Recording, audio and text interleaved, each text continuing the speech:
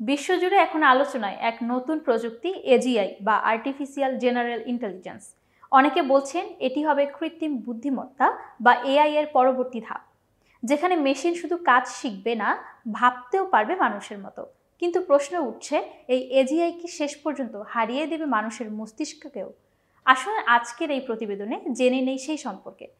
বর্তমান এআই কেবল নির্দিষ্ট কাজের দক্ষ, যেমন ছবি চিনতে, ভাষা অনুবাদ করতে পারে বা চ্যাটবট হিসেবে কথোপকথন করতে পারে। কিন্তু এজিআই এর লক্ষ্য আরও গভীর।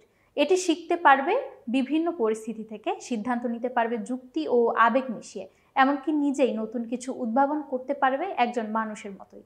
বিশেষজ্ঞরা বলছেন, এজিআই যদি পূর্ণতা পায় তাহলে কম্পিউটার আর মানুষের মধ্যে ব্যবধান থাকবে না।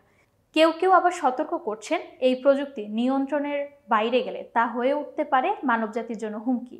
তবে মানুষের মস্তিষ্ক এখনো অনন্য। এটি শুধু তথ্য প্রক্রিয়া করে না, স্বপ্ন দেখে, কল্পনা করে, সহানুভূতি বোধ করে। এই জায়গাগুলোতেই মানুষ এগিয়ে।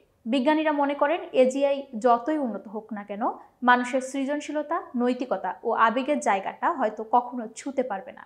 তবে দৌড়টা চলছে, একপাশে কোটি কোটি নিউরন জটিল মানব মস্তিষ্ক, অন্য পাশে কোটি কোটি কোডের এক কৃত্রিম বুদ্ধি।